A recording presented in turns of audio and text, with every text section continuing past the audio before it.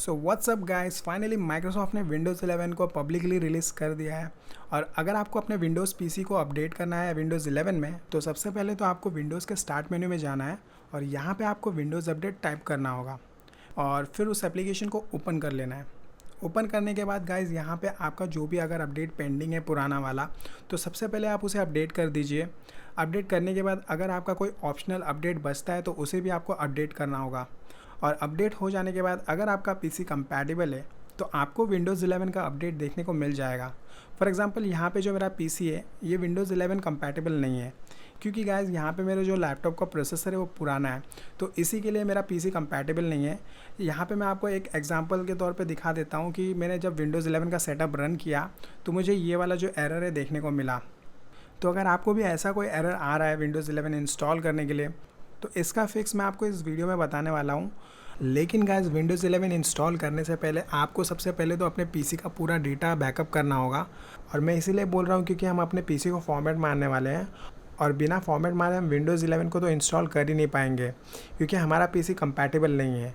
तो make sure कि अगर आपका जो भी डेटा है आप उसे पेन ड्राइव में या फिर हार्ड डिस्क में कॉपी कर लें। डेटा इन द सेंस आपका कोई भी वर्ड डॉक्यूमेंट होगा या फिर एक्सेल फाइल होगा या फिर कोई भी प्रोजेक्ट होगा, आप उसे कॉपी कर लीजिए किसी दूसरे पेन ड्राइव में या फिर हार्ड डिस्क में। अब गाइस, सबसे पहले तो आपको माइक्रोसॉफ्ट के वेबसाइट में जाना है और वहाँ से आपको विंडोज़ 11 का फाइल डाउनलोड करना होगा।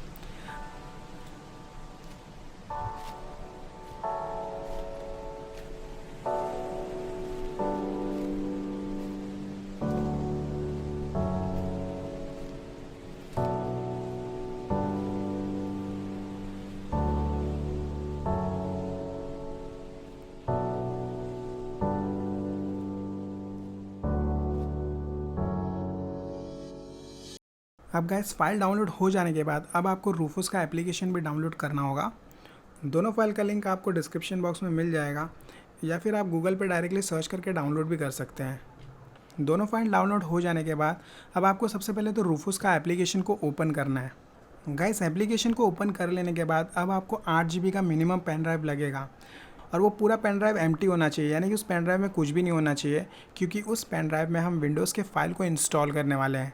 तो बेसिकली आपको उस पेन ड्राइव को अपने पीसी में कनेक्ट करना होगा और जैसे ही आप उस पेन ड्राइव को कनेक्ट करोगे, यहाँ पे जो रूफोस एप्लीकेशन है वो ऑटोमेटिकली उस पेन ड्राइव को डिटेक्ट कर लेगा। अब यहाँ पे आपको उस सेलेक्ट बटन पे क्लिक करना है और इस विंडोज़ के फाइल को सेलेक्ट करना है जो हमने डाउनलोड किया था। अब बस यहाँ पे आपको इस स्टार्ट बटन पे प्रेस करना है। अब थोड़ी देर वेट करना होगा गाइस, जब तक हमारे पेन ड्राइव में विंडोज़ 11 इंस्टॉल नहीं हो जाता। गाइस, एक बार सारे फाइल हमारे पेन ड्राइव में इंस्टॉल हो जाते हैं तो अब हमें क्या करना है कि पीसी को रीस्टार्ट करना है।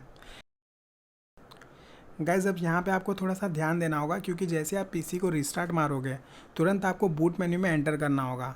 तो बूट मेन्यू में एंटर करने के लिए यहाँ पे जो मेरा लैपटॉप है उसमें एस्केप का बटन सपोर्ट करता है, तो मैं फटाफट एस्केप बटन को प्रेस करूँगा। अब आपके सिस्टम में कोई दूसरा भी बटन हो सकता है, फॉर एग्जांपल डिलीट भी हो सकता है, F12 भी हो सकता है, F9। अगर आपके पीसी में एस्केप बटन काम नहीं कर रहा है तो इन चारों बटन में से आपको हर एक बटन ट्राई करना होगा और तभी आपको ये ट्राई करना है जब आप पीसी को रीस्टार्ट मारोगे। जैसे ही गाइस आप पीसी को रीस्टार्ट मारते हो ना, तो आपको इन बटन को प्रेस करना होगा और प्रेस करते रहना होगा जब तक कि आप बूट मेन्यू में नहीं चले जाओगे। बूट मेन्यू में एंटर हो जाने के बाद गाइस, बूट मेन्यू कुछ ऐसा देखने को मिलेगा। और जैसा कि मैंने आपको पहले बताया, मेरा एसुस का मॉडल का लैपटॉप है, तो बूट मेन्यू कुछ ऐसा देखने को मिल रहा है। अगर आपका गीगाबाइट का मदरबोर्ड है या किसी दूसरे ब्रांड का लैपटॉप है तो आपको बूट मेन्यू तो ऐसा ही देखने को मिलेगा, लेकिन जो उसका यूज़र इंटरफेस है यानी कि जो कलर है वो थोड़ा चेंज रहेगा और थोड़ा सा डिफरेंट होगा। अब यहाँ पे हमें सिंपली पेन ड्राइव को सेलेक्ट करना होगा कीबोर्ड से, तो कीबोर्ड का एरो बटन यूज़ करना है आपको। और सेलेक्ट करने के बाद अब यहाँ से जो भी काम है सब कुछ आसान हो जाता है। थोड़ा सा वेट करना है आपको जब तक कि आपको विंडोज़ 11 का सेटअप स्क्रीन देखने को नहीं मिलता।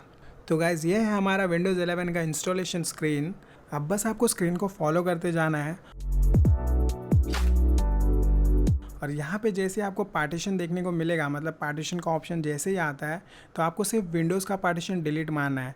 पार्टीशन डिलीट हो जाने के बाद अब आपको न्यू पे क्लिक करना है, फिर से पार्टीशन को क्रिएट करना है विंडोज़ 11 के लिए। अब गाइस, हमारा काम तो हो चुका है। अब थोड़ी देर में आपके पीसी में विंडोज़ 11 इंस्टॉल हो जाएगा, तो बस थोड़ा सा वेट करना होगा।